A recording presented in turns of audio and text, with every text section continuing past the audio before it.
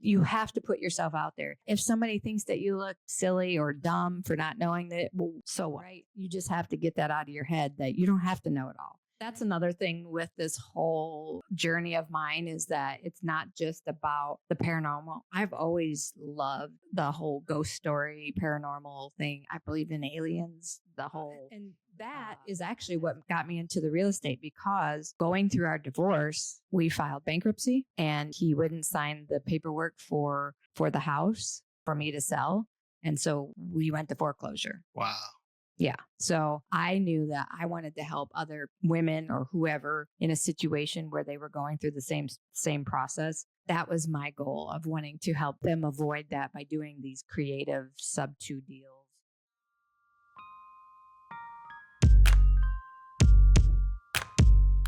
Hello and welcome to the Dream Start On podcast with your host, Edgar the Connector. And today we have Tigger Huchel. What's up? Thank you for having me. Oh, thank you for being here. You're like in the Subto community. I've seen you many times on stage with Pace before I really knew him, before I got into Owners Club. So you're like an all-star when we see you there. I don't know about that, but just, making sure that I'm constantly in the group and connecting and just supporting people. Awesome. That's one of the great things about the community. The Subto community is the go-giver mentality that Pace has really pushed out there and that a lot of people are there. And it's just surprising when you hear people say, well, I just want to help somebody out. I was like, well, what's the catch? Mm-hmm. Absolutely. Okay. So you mainly focus on capital raising. Is that correct? Capital raise. Yes, I capital raise and I work with a capital team that we do lend money from. So if anybody needs fix and flip, DSCRs, ground up construction, multifamily, we certainly can help anybody who's looking for that. We do have a formulation of like a liquidity, experience, and credit. Now, I know in the Subto and Gator communities, a lot of times we often think about zero money out of our own pockets, zero credit needed. Well, some of the people, the capital team that I work with do work with credit experience. If you don't have experience, we also often refer to if you have a partner that does have experience, that's acceptable. And then credit. Credit is kind of important. It's just if your credit is low, a regular fix and flipper could have a low credit score due to, they're extended on their materials, credit cards like Lowe's, Home Depot, or supplies types of things. So just as long as they're on time on paying their payments and whatnot, it doesn't really affect that they would not get approved for a loan. So if they're paying their bills and the credit's like a 640, 650, we consider that. Okay. That's great because FICO score is so fluctuation between just using your balance going above 30%, going above 50%. It's crazy. Like I have a lot of credit available and I'll go use it to deploy the money. Yep. A lot of 100,000 here. And then my credit will take a big hit because I'm under 50. Yes. I'm over 50% utilization, even though I've been on time for the last 10 years on everything. And I have so much available. And then I'll get letters saying we're dropping your credit limit because you're using so much. So then my utilization goes up even higher. Like that's ridiculous that they do it that way. Such a tit for tat game, right? Constantly. Mine does the same thing. I mean, I'm in the low 700s. Like I think I have a 723 on Equifax, a 707 on TransUnion, and a 708 on Experian or whatever the other one is. But anyway, it's all about utilization. You pay it off. The next thing you know, your credit score goes back up. I think it's Equifax and TransUnion that only refresh your updated score like every 45 days. So you could have something paid off and then you're not going to get your score back up until another, 45 days later. So yeah, it's such a crazy thing that we do with our credit. It is somewhat important, but like I said, yeah, the creative Subto Gator communities don't often need it. We do have private money lenders that I work with as well that will not even consider that. Obviously, experience and the relationship regarding that is most important for them. If you've worked with them before and previous experience on a lender that has lent money to them, we would ask, did they pay it back on time? Was there any issues? If there were issues, was the communications intact at all times throughout the project? So references are a big help. Absolutely. Going back to the credit scores as well, one thing is very important is to build your business credit, because if you have your business credit, you're maximizing it, then it's not going to affect your personal credit as much. Do you have any recommendations for like companies that do things like that, or like business lines of credit that teach it? Yeah. So I did join the Prime PCS? Corporate Yes, thank you. Yeah, Prime PCS. Corporate Services, and started down that road of like what the steps you needed to do. I did get a quill. I did get a, Home Depot. I did get the Yeah, the 30-day. t-shirt. Yeah, the marketing thing.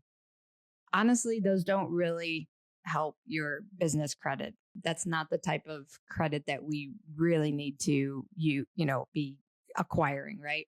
There are many people in the communities that I hear nothing but good things about that can help credit stack and start from ground up, and yes, they do charge maybe a 5%, 3% fee on whatever you do get approved for. So there are many people that in the community that I can help with, but I just applied with my bank, and I have a $50,000 line of credit with American Express and credit cards, basic typical credit cards. Now, the credit cards that I did get, they're also through American Express, and I think they're like 10,000 or 15,000 limits.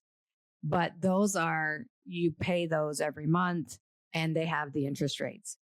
So I originally got them for, like a 0% interest rate type of thing, introductory rate, took some credit off another card that was charging interest and put it on those, and then of course pay them off. But the line of credit is pretty handy, the $50K line of credit. And that's again with American Express. If your business is like 2 years or older, you definitely have a better opportunity or better chance on getting approved with a line of credit. Again, I could give several references to people that do help build people's business credit. That's fantastic. Yeah, I'm asking because I do use one called Credit Stacking. So affiliate link in the link below. I'll find out what it is, but with like Quill and Home Depot, those are the 30 days something. I'll make sure my editor puts a note here at the bottom of what it is. But those, I use PCS for their credit, Prime Corporate Services.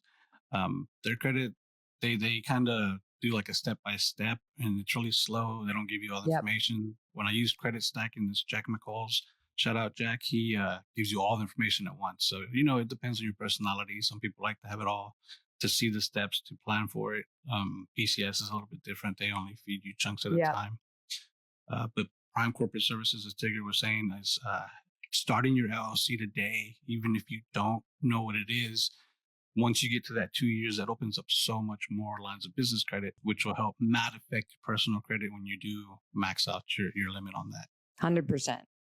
Awesome. Sounds like an ad, but it's not. It's what we use. It's exactly. In this business, we help each other find the best ways to utilize credit and to get credit to be able to perhaps do typical Gator lending opportunities or small short-term loans types of opportunities as well.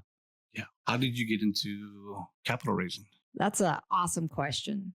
And so I'll tell you, so my journey basically started with the Subto community 3 years ago. It was, I had my 3-year anniversary, April. I don't even remember what day it was. It was like April 9th or 7th or something like that. Anyway, this past April was my 3rd year. I worked full time with as a marketing director for a nursing home before I came on board here. And I was there for like 2.5 years. And long story short, I got out of the industry just because the horror stories you hear about the elderly cares in those facilities were spot on. And I just couldn't take it anymore and just could not represent myself or try to attempt to bring anybody's loved one into these facilities.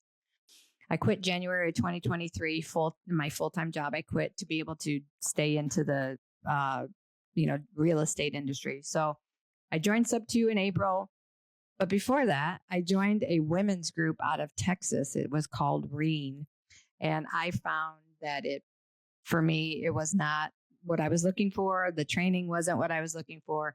You only got 1 year time into their portal to go back through any training or any further training of addition. I think I paid like $10,500 for that group. Well, a month later, my son, Yagi, brings me Pace Morby's Bigger Pockets video where he's on the whiteboard showing us how to calculate this deal. And I was like, wow, that's pretty freaking awesome. I like this guy. He's super nice, very thorough on his explanations. And I'm a visual learner as well. He has his whiteboard where he's explaining everything in detail so that I can follow along and figure it out. So I signed up to get on that, that whole first call to see if you want to move further, their sales pitch. And he gets done with the call and he's like, so are you ready to join the program? I said, yes. Just yes. I was like, you know what? One transaction in the real estate world is going to pay for both of these mentorships that I've just joined. And you're investing in yourself, right? I was investing in myself. Then Pace came out with, so that was April of 3 years ago, April. And then the next month, May, is when he came out with the Gator program. So I was like, oh yeah, $5,000 here or there. I can lend that out, do EMD transactions and earn, whatever it was at the time that you thought you could make. So there was when I joined Subto, there was only 2,200 people in Subto community. And then the Gator community, there was 750 people.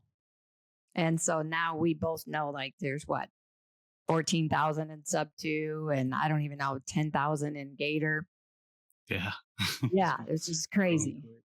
So I say all that because there's a lot of strategies. There's a lot of training. And I followed Pace on every single Zoom that he was training. Because back in the day, 3 years ago, 3 years ago, he was doing all of the trainings himself or all of the Zooms himself. Right.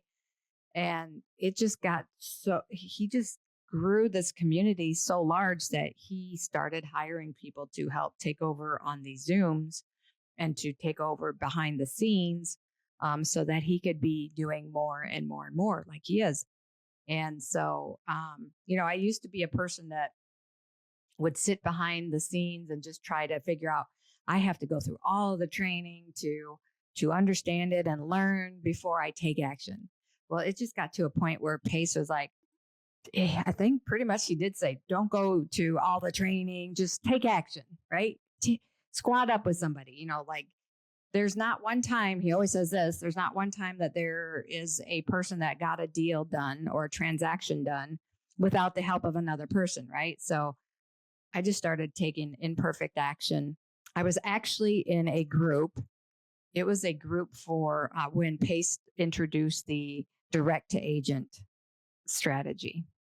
That was a couple years ago. And this guy he said he had a whole team and he had all the KPIs and the business systems already done up. And I was like, yes, I need that.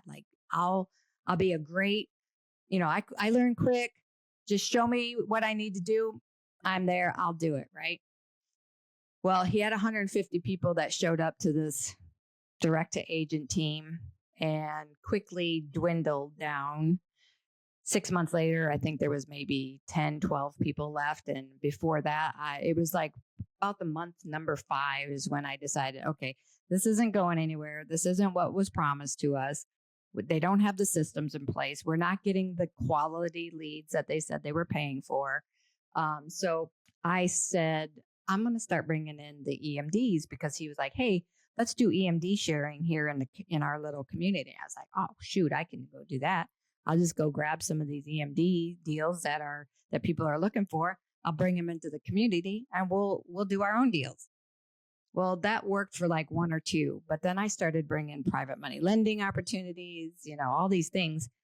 but this guy was not reciprocating to me. He was not getting back to me. I had like 14 people at one time that were totally interested. So I made it a point for myself to learn what all the things were that was needed to make a investor look at this deal and determine if they wanted to lend on it or not. And then, of course, you have to understand the typical mathematical facts in this. You know, if it doesn't pencil out, then obviously it's not a deal. So that took me a little while to catch on to, you know, deciphering what was a good deal or what wasn't, right, just by looking at it. So I went through all the work of getting all this paperwork in order for our team to know what we needed to move forward with a deal.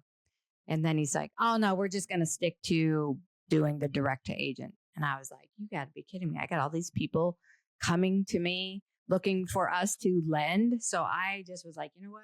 I think I found my path because people were kept coming to me for all their deals to get funded. And I started matching them up with other people. Finally, a guy, Jason Zendigis, we call him Jay-Z. He had helped me get my first deal, actually my first 4 deals, I believe it was, which was amazing. Shout out to Jay-Z. Shout out to Jay-Z.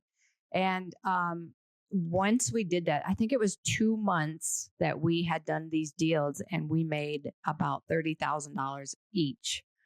And yeah, so he was like, hey, let's make a win post in the groups. And I was like, okay. He put one in Gator. I put one in Gator. I put another one into the Subto group.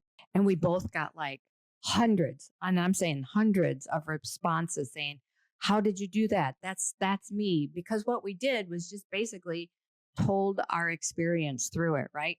I was a person that sat behind the scenes, thought I needed to learn everything. I was a person that just was afraid to take action because I didn't know. I was a person that was afraid to ask questions. Even though I was supportive of other people, I was afraid to ask that. You know, they always say the dumb question that you feel like you're asking a dumb question. No, it's the question that's never asked, right? Like you have to put yourself out there. You know what? If somebody thinks that you look silly or dumb for not knowing that, well, so what?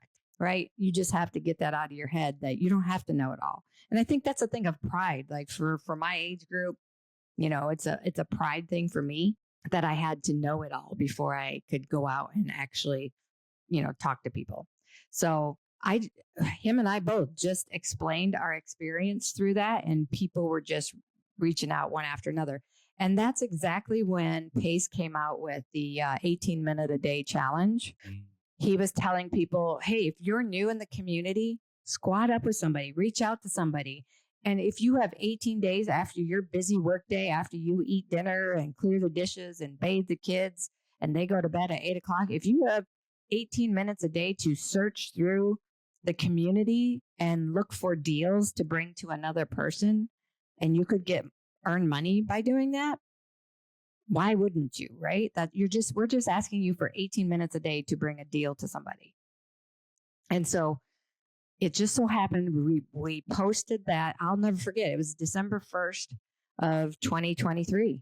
And we put that post out, and then Pace the very next day it was a Saturday. He did the 18-minute a day challenge. And from there, he put a sign up for people that would help other people get their first deal or other people how to take action. So I signed up to be a leader, and you were only supposed to have 10 spots on this Excel file. Well, people kept DMing me and contacting me like, hey, I can't put my name on your file or your sheet. Can I still join your team? And I was like, heck yeah, come on. The more the merrier, you know. We got about, I want to say probably 150 people that just were like, I want to be on your team. I want to be on your team. How can I help? And so I just started, it's called the Deal Connectors.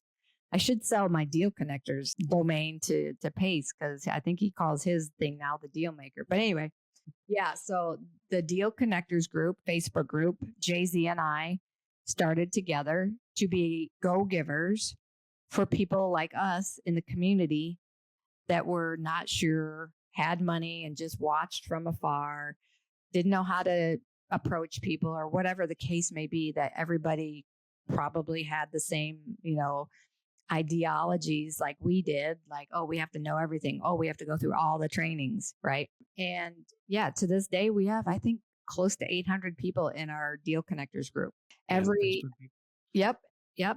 Every other Thursday, we do a Zoom to just bring whoever wants to come. We get about 15 to 30 people, depending on the season, the day. And we just talk about all things real estate, whether we made a mistake on something and learn from it, whether we had wins, whether we share money, share deals, experiences, whatever the case may be. Bring your deal, bring your money. We'll help you get your first deal. And so, yeah, that's what we do every other week. So it doesn't, because we are also all busy with other things that we're doing.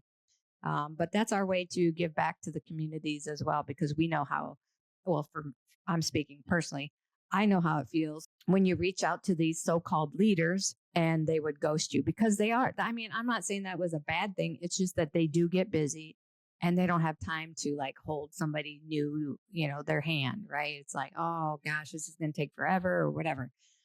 I just know how it felt for me, and wish that, some of these leaders that didn't reply back to me would. So that's where we came back with the go-givers attitude and want to help the communities out. It's so insightful. It's so helpful.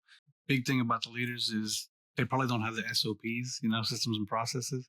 So that completely throws it. Like, I know myself, when I'm an employee, I have somebody's SOPs that I can go to, and I'll go check market and say, hey, we need to change this to make it a little bit better here and there. But myself as an entrepreneur, I don't have SOPs. And it throws me off. Yeah. We're switching owners with bird dogs. I got bird dogs sending me messages now, and I'm trying to, I have to adjust my schedule to try to organize them and add them, and don't have SOPs. So that's taking me a lot longer than it should be.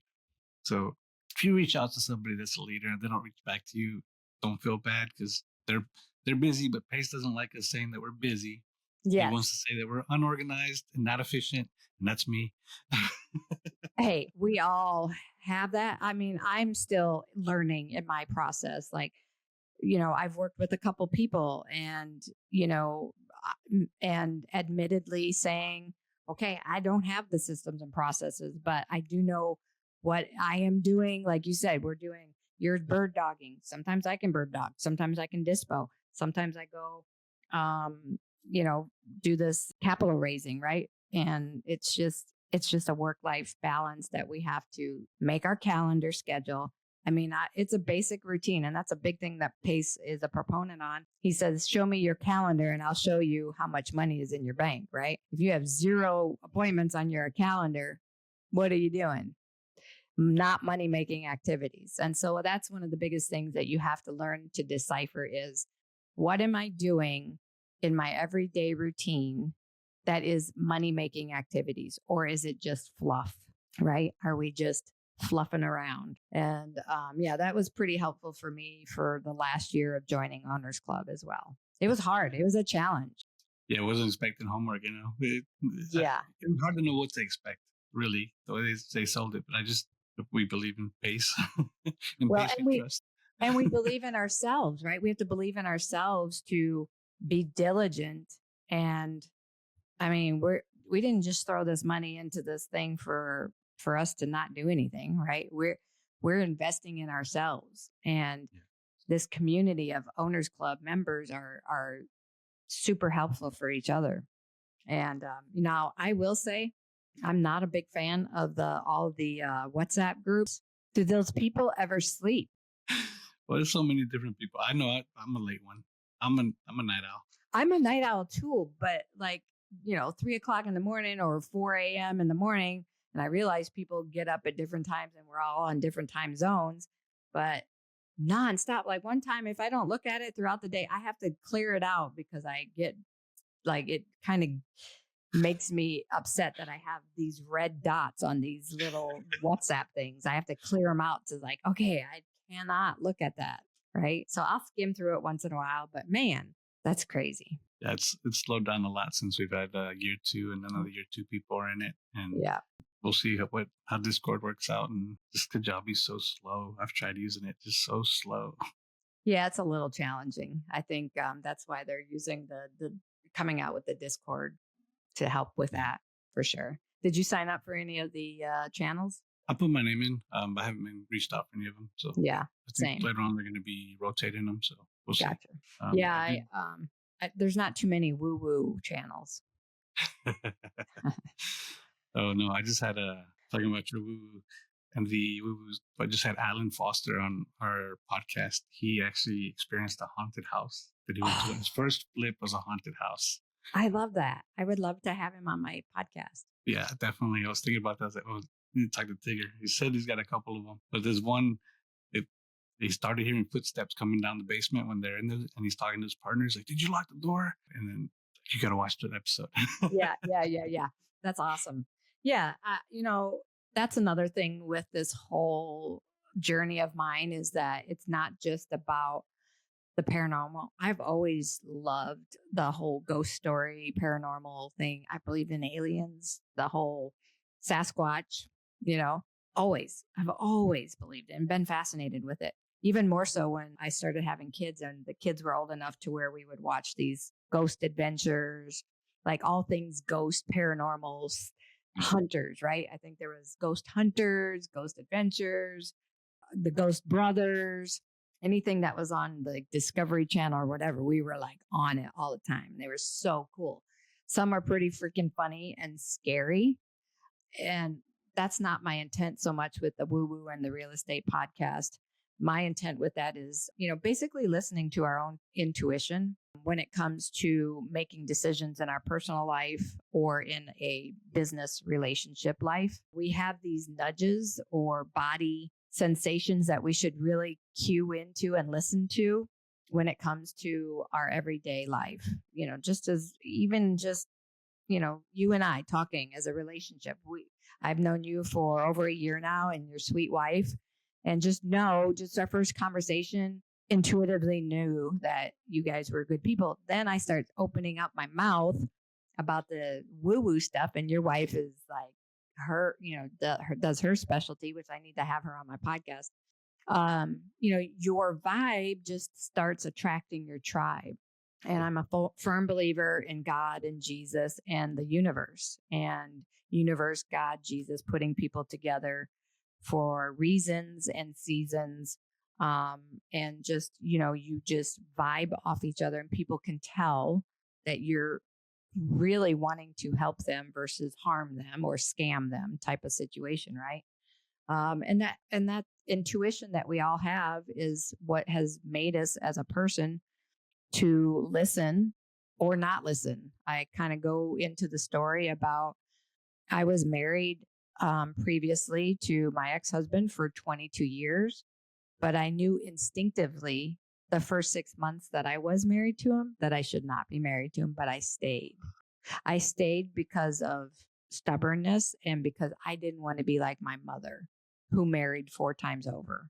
I was determined to make my relationship through thick and thin, like the old vows say, you for better or worse, I was going to make those vows stick. And I think learning and growing along the way, obviously it was for a reason, because then I chose to, take care of myself and realize what my kids were watching and having as an example of a relationship was not healthy for them either. So then I chose to, he calls it find myself. I just got sick and tired of being sick and tired. Right. This is what was really, and that is actually what got me into the real estate, because going through our divorce, we filed bankruptcy and he wouldn't sign the paperwork for the house for me to sell. And so we went to foreclosure. Wow. Yeah. So I knew that I wanted to help other women or whoever in a situation where they were going through the same process. That was my goal of wanting to help them avoid that by doing these creative Subto deals and seller financing type of deals to help these people get out of the situations that they were in without losing their home, without ruining their credit, and hopefully to walk away with some cash in their pocket or give them cash to be able to go find another place to live. Yeah. It gives you a purpose there with that because you understand them there. you've been through it, so it makes it a commonality when you go to talk to people that are in this situation. I think you got so much to unpack there. If you don't mind me Sure. asking a question, if you had heard an outsourced side source when you were in that marriage, would it have changed your mind, or was it just you having to realize that you were there to step away from it? Yeah. And so I'm assuming it's an outside source like counseling of some. Is that what you're Counseling or a YouTube video if somebody's watching this, like Oh, what? yeah. I mean, back in the day, I say back in the day again, but this was like 2008. And Right. I think YouTube just had its 20th year. Is that right? I Celebration believe or so, but it 25? wasn't as common, right? So, Yeah.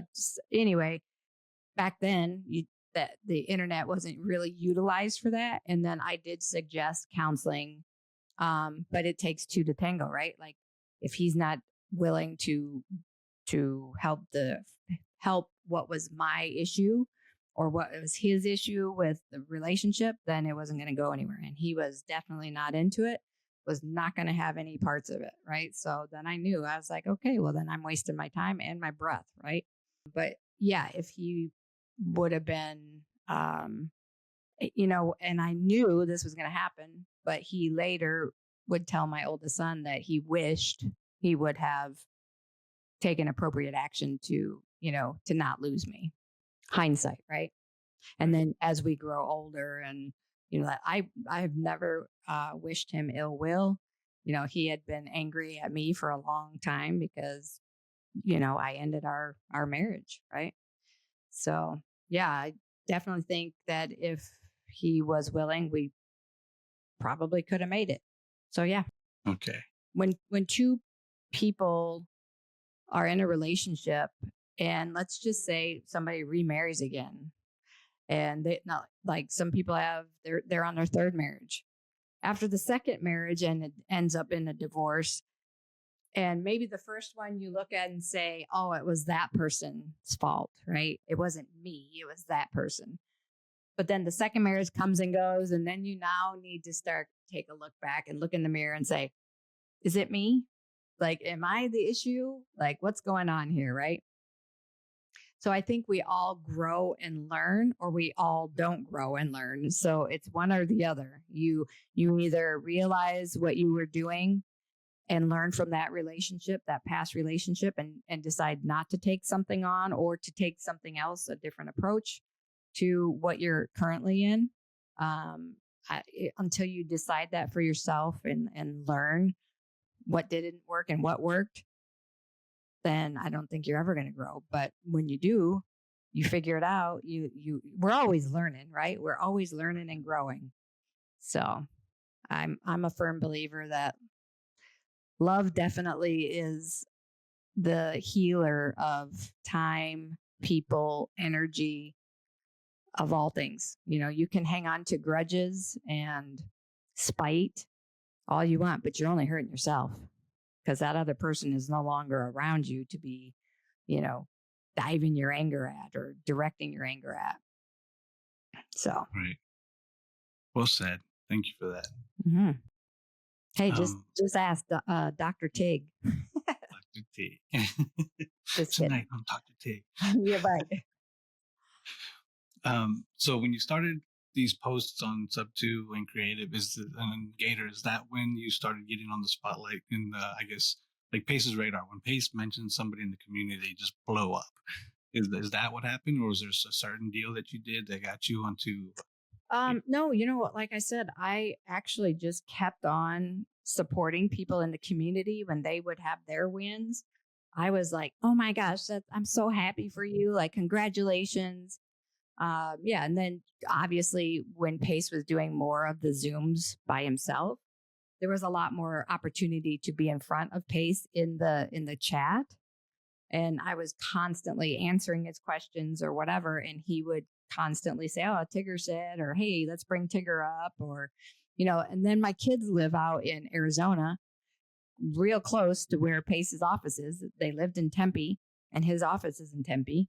So when I would go to Arizona, of course I was going to go try to be whatever Pace was doing. And so early on too, Pace used to give his phone number out on the Zooms. So, and one time I'll never forget, I did do this post. I had a question. I thought I was going to buy this property, and it was in Tempe. I was so excited. It was going to be a condo, and this lady was willing to do seller financing, but it was only going to be cash only. And I was talking back and forth with the seller. I had the conversation, which went smoothly because I was scared as heck to talk to this person. I had no idea what I was doing, but I got, it was a really good, probably 20, 30-minute conversation. I was so proud of myself. I was like, oh my gosh, Pace. So I reached out to his DM. I was like, oh my gosh, Pace, I got this condo and she's seller finance. And what do I do now?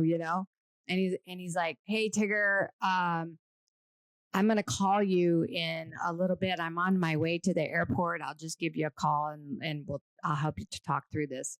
So he does. He calls me and I was like, oh, I got Pace's number now, right? I was so excited. And so he was walking through the airport with Laura and the two girls, the two younger girls, and they were walking through the airport to catch a plane. And he just took like, I don't know, like 30 minutes or so of talking to me about, Tigger, it's never about the house or the property. It's always about the person and what do they need and all the things. And so it ended up being like she was wanting way too much, and it wasn't going to be a deal after all. So I put a post up like, oh my gosh, Pace just called me, da da da da da, and like everybody was posting, oh my gosh, that's so cool, da da da da. So just little things like that, making posts. I tell you, do you know JJ Azizian? No. He does his own podcast. I forget what part of California. I want to say LA. I think he's in LA, and he does meetups out there in LA, but he helps people with their social media. So I went to one of his Zooms and he taught us all about, hey, if you want to make an impression like in these groups, you need to be putting, what do you call them? GIFs, whatever you want to call them. And then make your comment. Right. And sure enough, I would do that all the time. I was sending GIFs all the time in people's, comments and, fitting it to whatever the content was or whatever the comment was. And some would be funny, some would be serious or whatever. That gets you a lot of seen too, right? You get seen from that. And so, yeah, just constantly reaching out, trying to connect with new people in the community is always number one. Pace always says, if you're new in the community and you don't have 50 new friends by your first week, you're doing something wrong. You need to be getting out there, put yourself out there and get 50 new friends, get 200 new friends. Just keep making new friends, connecting. What do you have? What do you need? That was the other part. What do you have? What do you need? Oh, I just talked to Eduardo about what he's doing. He can help be a connector. He knows all these people too. Let me see if he knows anybody like that. So back to your original question, that's how I got into capital raising. Just starting off by connecting, private money lending. My son and I did a couple deals with Pace, and just a couple other ones. But then he bought 3 houses out there in Arizona, but he did it traditionally. So he used all his cash. I'm like, what are you doing? Anyway, that's a whole nother story.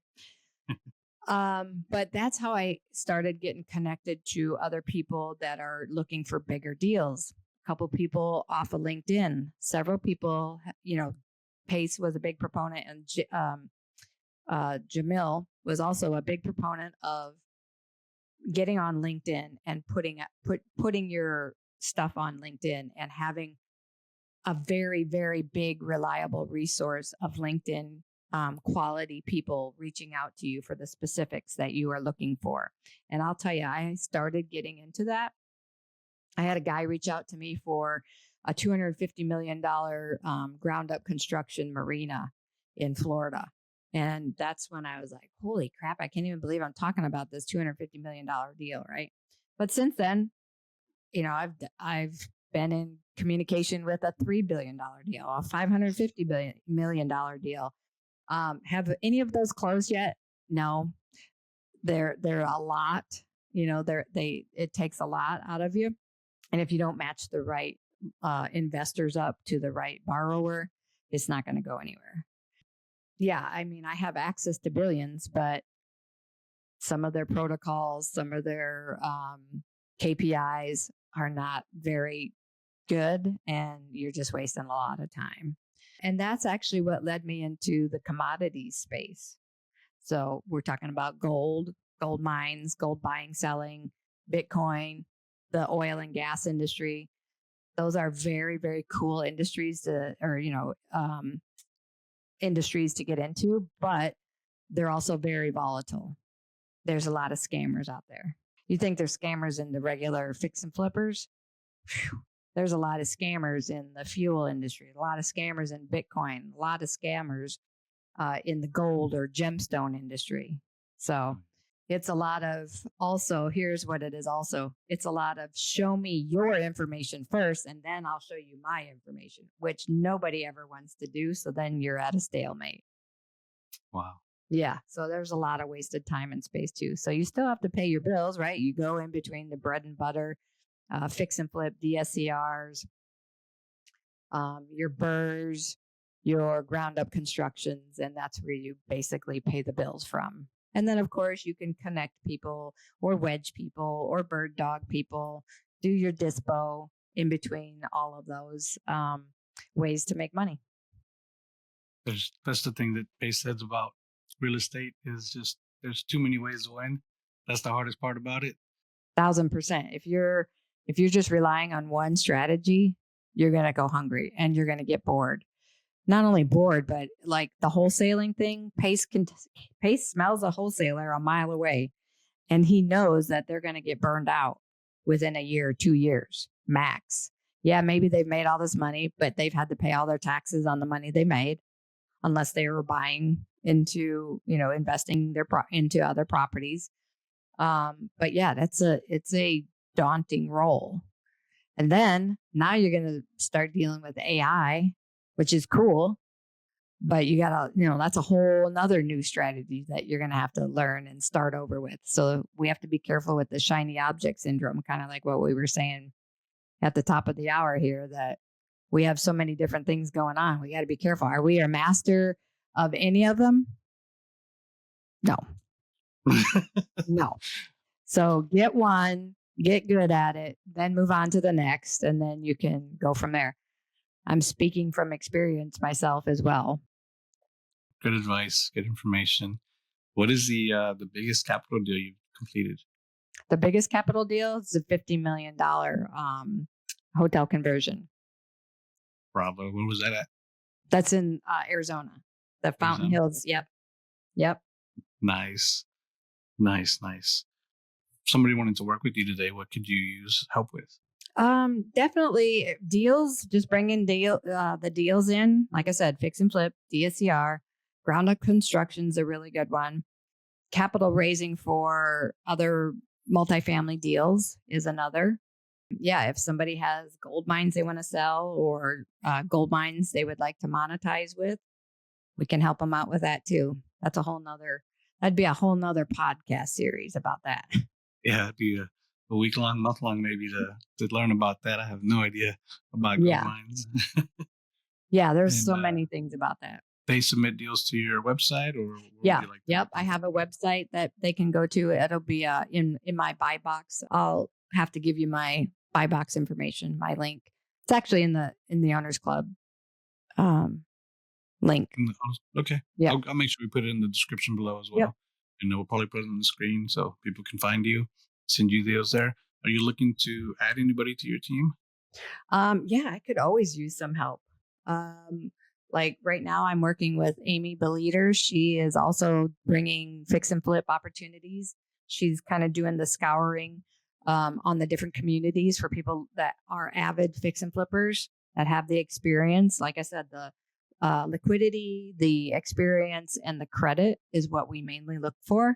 Obviously the numbers need to work with your fix and flip deal. And those are our bread and butters that we, pay our bills with.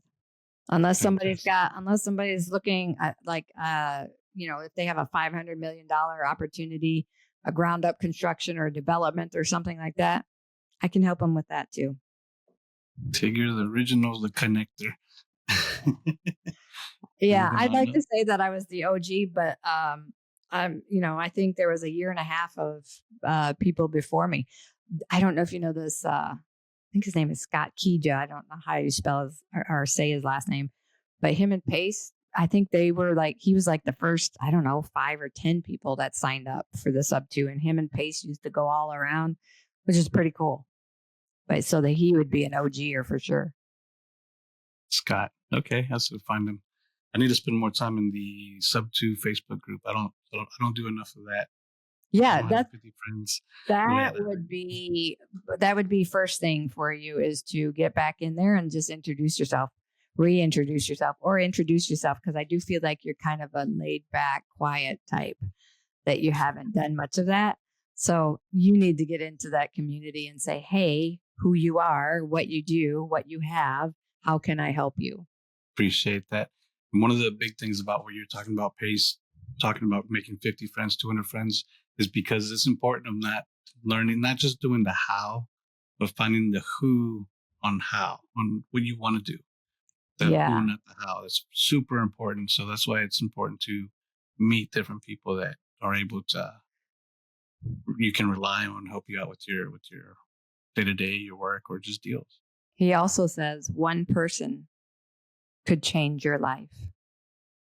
One person. Yeah. I love the way he says that. The one person that may hold the key to your treasure or hold the map to your treasure. Mm-hmm. I love that. It's great. It's so true too. It is so true. I love it. What's your podcast name? Podcast is Woo Woo, and that's WUWU, and Real Estate. The Woo Woo and Real Estate Podcast. I will be having a couple people that will co-host. One will be my girlfriend and very best friend of the whole wide world and universe, that we do our woo woo together, and we'll share our experiences regarding plant-based medicine sessions that we have done, our psychic mediumship that we do as well together or separately, and just our experiences with that. Of course, paranormal's in there with that too. She doesn't really do real estate. I can talk real estate with anybody else. So it doesn't have to be just woo woo, and it doesn't have to be just real estate. I like to combine them both because, like I said before, the intuition part of our everyday life is something that we need to start honing in on. If you get that gut check, if you get that ringing in your ear, if you just get that something's off here in your immediate mind, that's your intuition telling you don't do it, right? Or hey, this feels awesome. Obviously, trust your intuition, but then do your due diligence as well. But yeah, so the Woo Woo and Real Estate Podcast. You've had some big guests on there. You've already had Jamil, Tony Story. Tim Story. Yep. Tim Story. Yeah. Yep. Had him on. And that was awesome. This is something else that Pace says: closed mouths don't get fed. So when we were in Boston, I really had an aha moment of my Mount Everest, what I was wanting to do. And, Pace basically said, why are you overthinking this? Yes, you can do your woo woo and your, what are you, the financial medium, whatever you are, you can still do that. And you do your real estate stuff. And I was like, oh yeah, I guess I can. Okay. Thank you for saying that. Or thank you for giving me permission for that. Right. But, Tim Story was there and, told us, I've never heard of Tim Story before. And he got up and on stage and talked to us about his story, his upbringing. And afterwards we went into question and answering, Chloe or Saravi went out into the audience and would give us the microphones to speak to. And there were two people in front of me. They were both from Compton, and Jamil's from Compton too, right? So Tim Story's from Compton. This lady in the audience is from Compton. Jamil's from Compton. So they gave the mic to me and I was like, I'm Tigger, not from Compton. He thought that was funny. But I, relayed my message of like how I took from what I took from it and appreciated his story. And I'm finding my shout back, getting my shout back is what was the theme.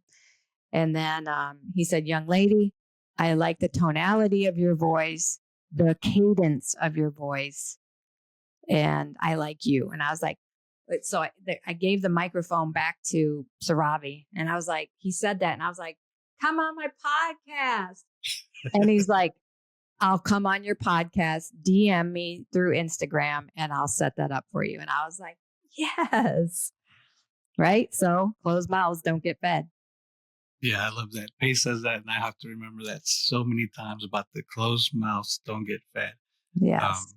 Because my mom was always about like, don't accept charity, or even if you go to somebody's house and they offer you something, no, that's I'm not fine. good. No, yeah. Okay, even though you be starving, no, Right. it's okay.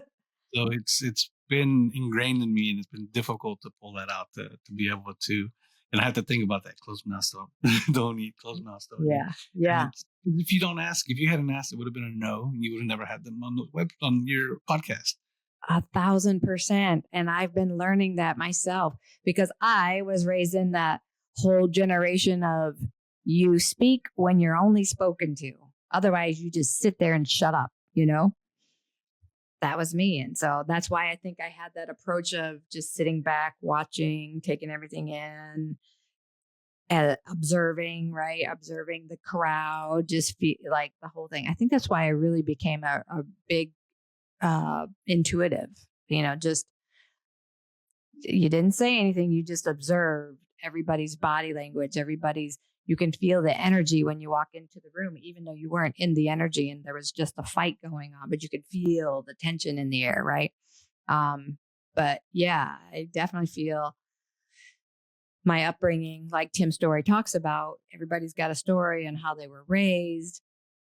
And Tim's pretty funny with his going into the pantry of the neighbors. And he's like, you have 15 cereals to pick from, Yeah. I can totally relate to that.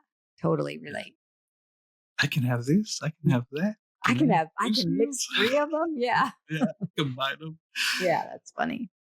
And I love that when he says being in alignment with your assignment. I like that too.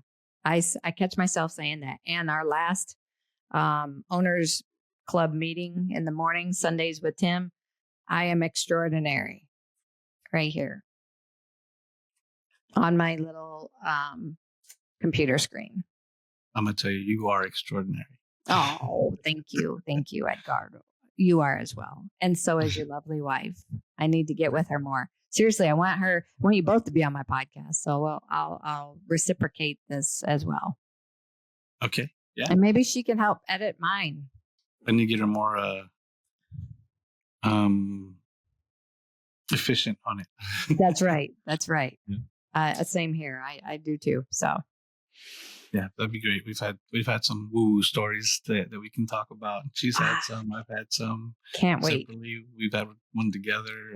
It's a different world. And if you don't believe it, a lot of people don't believe it until they experience it. When you experience it and you can't explain it, you're like, wow. Absolutely. No, I think that when people do experience it, either they have an offering of it's the devil's work, or some people are like, I don't know if I just saw that. And then the other people are like, yeah, we just saw that. That was so cool. It's a cool, fascinating world and experience.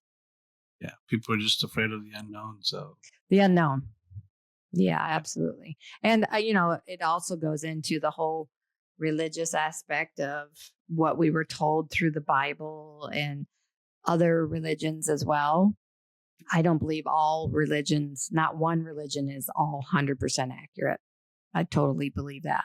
I do believe there was Jesus. I believe there was God, Muhammad, Ra, Buddha, all these other, big spiritual gurus that people still follow. That doesn't mean they're wrong. Doesn't mean my religion's right. I just consider myself a Christian. But yeah, we could go down a whole rabbit hole with all that. for sure. There's a higher power in whoever you believe in, whoever you follow. It's, you know, like you mentioned earlier, your vibe is your tribe. And that's another reason there's religions that way. It's the way the books are written. I mean, it depends on who you're listening to, how they interpret it, because a lot of it is vague. Yeah. And people will put it together. Like, you know, they say, well, an eye for an eye is in the Bible. Yeah, but read the first part, read the part after that, you know, thou shalt not kill, but what about this and that? You know, there's so many things that it's vague and contradicts. You'd have to read the whole thing to understand it. And just some people take it too extreme, and it's not good to be extreme. Well, I also feel like it's because man wanted power and to keep people down if they knew the truth about what was consciousness, like the one consciousness that we are soul, we are spirit, we are all one. And if we all had the knowing that we are all capable of contacting directly to spirit, to source, God, whatever you believe. And, you know, man was intimidated. Man wanted full control and power over people. Government wants full power and control. You know, we could go down a whole rabbit hole of my old BS belief system is no longer my current belief system. So my old BS was BS, and now my belief system now is growing and learning. And it's not so straightforward. The Bible, government, you know, politics, whatever. Right. Well, we'll save that for another time. Absolutely. Because that can go so many ways. Same. I mean, it's hard for, you know, scientifically we're stardust, but people don't want to believe that. They want to believe another person created this or a person like. So it's just, we'll go for we'll leave it at that. I know you, me and your wife can definitely, we could take weeks and talk about this. And I could talk about the experiences I've had ever since meeting you guys at community camp last year. And so, yeah, I'd love to share more. I'd love to have you on my podcast. Yeah, we'll make it happen. All right. Make that happen. Be there. Appreciate you. What advice do you have for somebody that wants to start as an entrepreneur? Definitely connect with people. You know, you can't do it by yourself. Don't want to do it by yourself. Reach out to people that have gone before you, that can help you along the way, and that can definitely put you in the right rooms with other people. So you definitely don't want to work by yourself. I tried it for a little bit, and that didn't get me anywhere. Excellent. I appreciate you so much, and I'll see you on your podcast. I appreciate you too, Edgar. Thank you so much. Thank you. Catch this next podcast where you can start your dreams and start to own your time the way these other guests have.